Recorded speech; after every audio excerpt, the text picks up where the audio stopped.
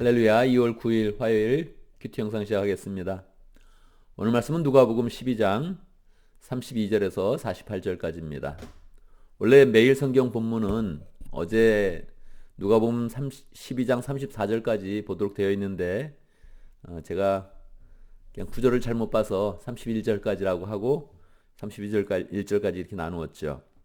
그냥 또 오늘 또 이렇게 보니까 요 나머지 부분, 요 부분을 우리가 같이 읽는 것이 더 도움이 되겠다 생각이 됩니다. 왜냐하면 재물에 대한 그런 부분, 그 부분이 앞부분에서 나왔는데 그 부분을 계속 이어서 읽는 게 좋을 것 같습니다. 12장 32절에서 예수님은 그렇게 말씀하십니다. 재물에 대한 그런 부분을 계속 조금 스트레스 받을 정도로 예수님이 강하게 말씀을 하시고 나서 무서워하지 말아라 적은 무리들아, 너희 아버지께서 그 나라를 너희에게 주기를 기뻐하신다. 그래서 우리가 재물에 대해서 자신에 대해서 부여한 것이 아니라 하나님에 대해서 부여하겠다 이렇게 마음을 먹고 있는데, 예수님이 제자들에게 적은 무리들아, 너희 아버지께서 그 나라를 너에게 주시기를 기뻐하신다 하면서 이렇게 말씀을 해주시는 거예요. 그리고 이제 33절에서 너희는 너희 소유를 팔아서 자선을 베풀어라 이렇게 말씀하시고 나서 마지막 결론으로 34절 너의 재물이 있는 곳에 너의 마음도 있을 것이다. 그래서 재물을 하나님께 잘 드리면서 또 하나님을 위해서 사용하면서 우리의 이런 그 마음이 하나님께 있음을 나타내라. 이렇게 한번 일단락을 이제 짓는 것이지요. 그리고 나서 35절부터 예수님께서 한 비유처럼 말씀을 이제 해주십니다. 너희는 허리에 띠를 띠고 등불을 켜놓고 있어라. 이게 보통 깨어 있어라 하는 그런 그 말씀이거든요. 그래서 주인이 혼인잔치에 돌아와서 문을 두드릴 때 곧 열어주려고 대기하고 있는 사람들과 같이 되어라. 늘 깨어 있어라 하는 그런 그 내용이죠. 이 부분이 마태복음에서는 24장에 기록이 되어져 있어요. 마태복음 24장은 우리가 기억을 해 두어야 되는데, 마태복음 24장은 예수님께서 세상의 종말에 대해서 설교한 내용이거든요. 그러니까 예수님의 종말에 대해서 아주 무서운 내용으로 설교를 하시고 나서, 그러고 나서 깨어 있으라 그렇게 이야기했단 말이에요. 저는 어렸을 때부터 이 본문을 들으면 좀 이렇게 부담이 좀 됐어요. 우리가 잠도 자고 그러는데 어떻게 깨어 있으라는 거지? 우리가 삶 가운데 깨어 있다는 게 어떤 거지? 이 종말에 대해서 준비를 한다는 게 과연 어떻게 하는 것인가? 이런 부담이 마음 가운데 있었어요. 그런데 여러분, 성경이 기록될 때 예수님이 부활 승천하신 후에 약 30년이 지난 후에 기록이 되었습니다. 그러면 30년 후에 사람들에게 이런 기억이 어떠할까요?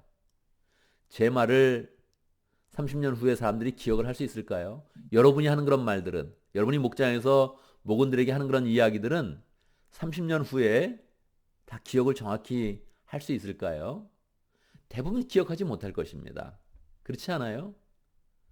우리들의 그런 그 말은 이제 기억하기 좀 어렵죠. 근데 예수님의 말씀은 진리니까 사람들이 기억을 한 거예요. 또 메모도 해놓은 사람도 있고, 또 그것을 또 보존하려고 노력하는 그런 사람도 있었으니까 예수님의 말씀이 분명히 이제 남았죠. 제자들의 그런 심장 가운데도 남았고, 또 성령께서 제자들 가운데 예수님의 말씀을 기억나게 하니까 많은 그런 부분들이 잘 우리에게 남게 되었죠. 그런데 누가는 조금 더 그 배열을, 예수님의 그런 그 말씀의 배열을 조금 좀 다르게 한 겁니다. 물론 성령께서 인도하셔서 그 누가의 그런 탁월함 속에 이걸 이렇게 하나님의 그런 그 말씀, 예수님의 말씀을 배열을 우리에게 해준 거죠. 마태복음에서는 우리가 깨어 있어야 된다. 주인이 언제 올지 모르니까 깨어서 기다려야 된다. 이런 느낌으로 줬는데, 누가는 그렇게 하지 않았던 거예요. 우리 그런 삶 가운데 깨어 있어야 된다 이렇게 이야기했는데, 그 맥락을 조금 다른 곳에서 이렇게 배열을 해준 거죠. 어쨌든 이 말씀을 할 때 베드로가 의문이 한 번 있었어요. 그래서 41절에 보면 베드로가 한번 물은 거예요. 이게 애매한 거거든요. 계속 깨어 있어라, 준비하고 있어라, 주인이 언제 올지 모르니까 준비하고 있어라, 이렇게 이야기하는 것이 좀 애매한 거예요. 그래서 베드로가 물어보죠. 41절입니다. 베드로가 말하였다. 주님, 이 비유를 저에게 말씀하시는 것입니까? 또 다른 모든 사람에게도 말씀하시는 것입니까? 그러니까 베드로가 들을 때 좀 헷갈렸다는 거죠. 제자들도 들을 때 지금 이게 어떻게 하라는 건지 조금 헷갈렸다는 거죠. 누가는 이 맥락 가운데 우리에게 하나님이 원하시는 그런 메시지를 클리어하게 말해주는 것입니다. 42절에서 나오는 거죠. 주께서 말씀하셨다. 누가 신실하고 슬기로운 청지기 이겠느냐. 그러니까 깨어있으라는 그런 부분이 종말을 막 준비해야 된다, 이런 부분이 아니라는 거예요.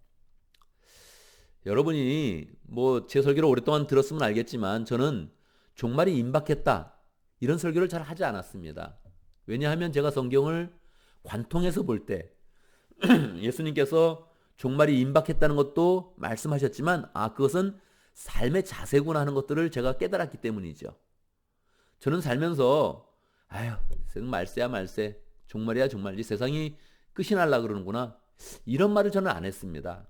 왜냐하면 그렇게 말하는 것도 하나님이 우리에게 삶의 자세로서 가지는 요구하시는 그런 태도이지만, 하나님이 더욱더 우리에게 요구하시는 태도는 세상이 마지막이 올더라도 하나님의 사역을 잘 감당하는 거, 영혼 구원하고 제자 삼는 거, 이것이 하나님의 뜻이라는 것을 제가 성경을 통해서 깨달은 겁니다. 특별히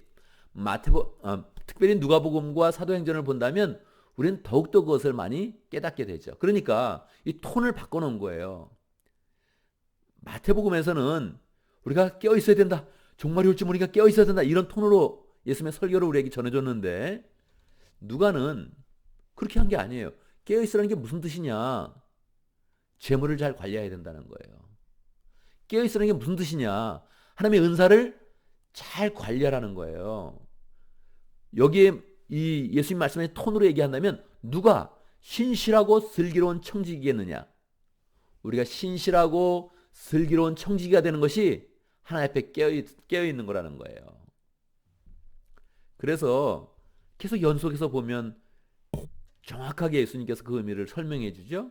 44절, 내가 진정으로 너에게 말한다. 주인은 자기의 모든 재산을 그에게 맡길 것이다. 누구에게요? 하나님이 하라는 대로 재물을 사용하고 있으면, 하나님이 원하시는 대로 은사를 사용하고 있으면 하나님은 모든 재산을 다 맡긴다는 거예요. 그래서 이 돈에 대해서는 정확히 개념을 자꾸 가져야 됩니다. 돈은 은사다. 돈은 은사가 있는 사람이 사용하는 것이다. 돈은 하나님이 우리에게 은사처럼 준다. 우리는 그것을 잘 활용해서 선한 일에 사용하고, 단사람을 돕는 데 사용하고, 하나님 나라를 세우는 데 잘 사용을 해야 된다, 이런 마음을 가져야 된다는 거죠. 재물은 그건 세상 사람들이나 추구하는 것이야, 이래서는 큰일 나는 겁니다. 현대의 삶을 살 수가 없는 거예요. 절대. 재물이 필요한 것은 하나님이 우리를 잘 아십니다. 그렇지만 재물에 대한 탐욕도 하나님이 알고 계세요. 그러니까 우리에게 이야기하는 겁니다. 신실하고 슬기로운 청지기가 되라. 재물에 대해서 잘 사용해라. 세상 끝난다고 그냥 말세야 말세 이러고서 세상 포기하지 말고 하나님의 역사 가운데서 슬기롭고 신실한 그런 사람이 되라. 우리가 그것을 잘 사용만 하면 하나님이 더욱더 많은 것을 맡기면서 우리에게 더 많은 것들을 기대하실 것이다. 그렇게 이야기하는 거죠. 그렇지만 정확히 알아야 되죠. 48절. 많이 받은 사람에게는 많은 것을 요구하고 많이 맡긴 사람에게는 많은 것을 요청한다.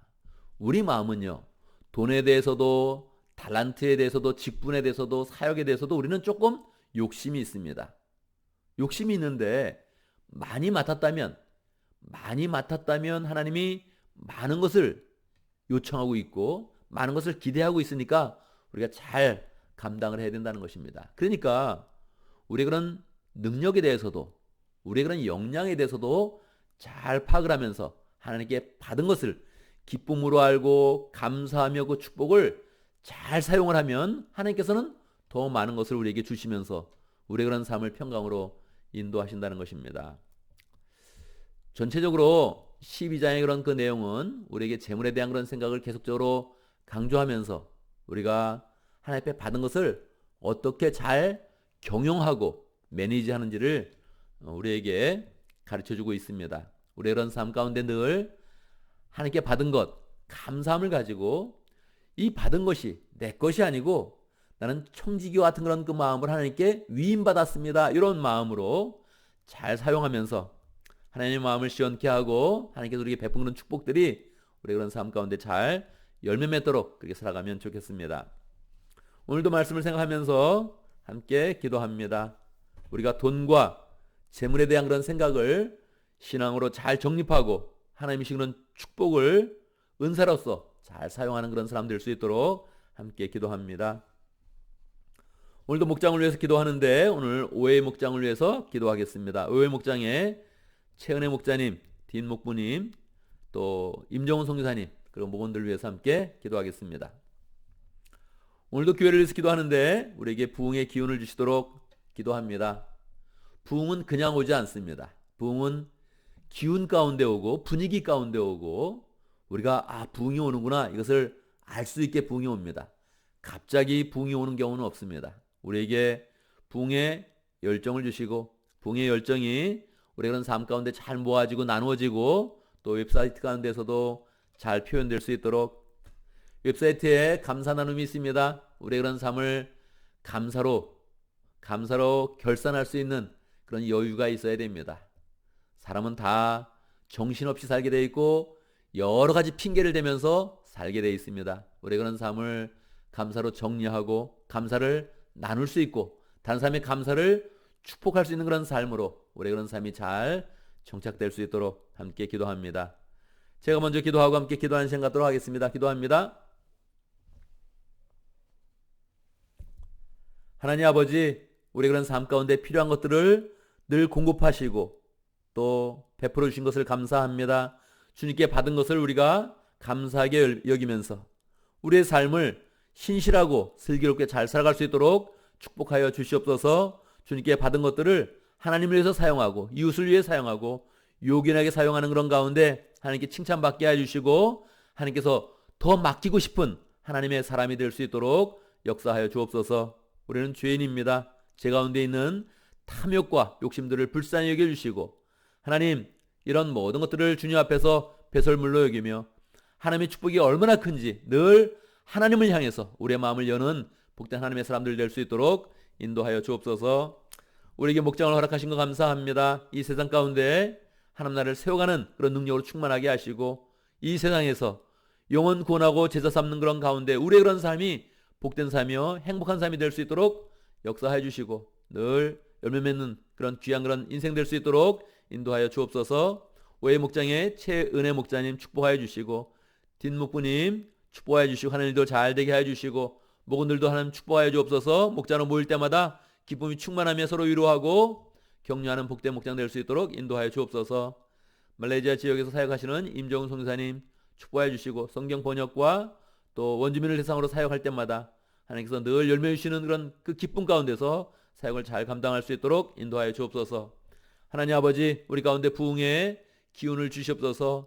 주의 평강을 풍성하게 누리며 그 사랑을 나누며 서로 위로하고 격려하는 복된 교회 될 수 있도록 역사하여 주옵소서. 우리 그런 삶 가운데 열정을 주시고 하나님 아버지 여유를 주시고 정신없이 살지 않게 해주시고 우리의 마음들이 잘 모아지게 하시고 나누어지게 하시고 축복할 수 있는 여유를 가질 수 있도록 인도하여 주옵소서.